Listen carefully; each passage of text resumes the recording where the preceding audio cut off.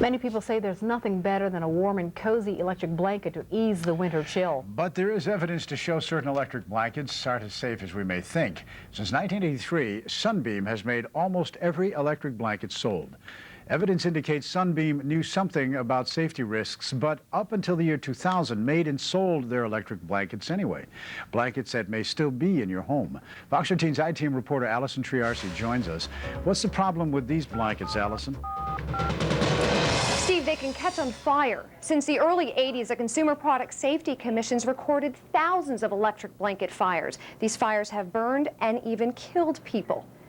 A former Sunbeam engineer from Grenada, Mississippi tells us he warned Sunbeam its electric blankets could catch on fire years ago.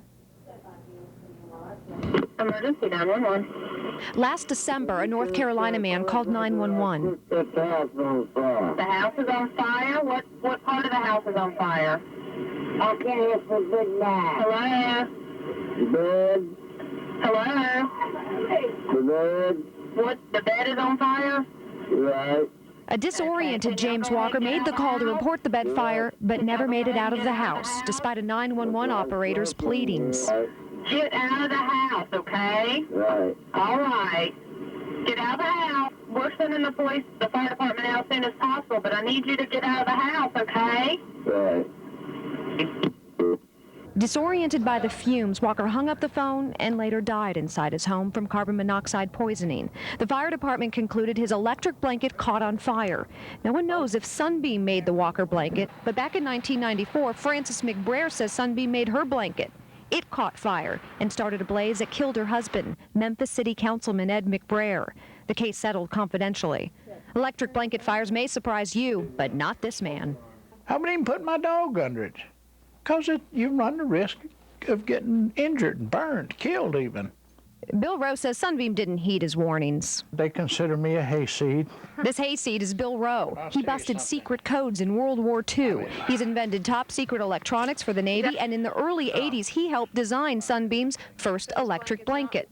20 years ago, as a Sunbeam engineer, Rowe designed the blanket's wiring and knew then of a serious problem.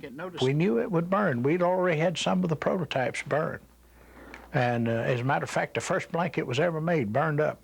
Sunbeam electric blankets have wires running through them that generate heat. If that wire is nicked or broken, the blankets have a safety circuit. As shown here, the safety circuit should detect the short and in a flash, turn off the blanket. But these safety circuits don't always work. It didn't work. The fuse in this control did not blow, even though the safety circuit tried to work. Attorney George McLaughlin represented the family who owned this burned blanket. McLaughlin says the black spot on the safety circuit's glass tube proves it fired but failed to shut off the blanket. Sunbeam also settled this case confidentially for an undisclosed amount of money. McLaughlin says the blanket's proof of what Bill Rowe warned Sunbeam about 20 years ago. Rowe says Sunbeam knew then their safety circuits didn't always work because he told them. He's kept the evidence all these years. Rowe has a 1983 memo that's been used in several lawsuits. It warns Sunbeam that the safety circuit could have up to 500 catastrophic failures per year. What did they say in response? The response directly to me was, if you ever mention this again, you'll be fired. Rowe left Sunbeam a few years later, still unsatisfied with the blanket's safety. Not only did the safety circuit sometimes fail, there was another problem. The problem is the blanket's safety circuit could only detect a short circuit or broken wire within the blanket's first 50 feet of wiring. But many of these blankets have more than 100 feet of wiring. That leaves half the blanket without protection. If you get a broken wire, for whatever reason, this is what's going to happen. As McLaughlin shows us, this is what could happen to an older Sunbeam blanket. In 2000, Sunbeam changed the blanket designed to detect shorts through the entire blanket.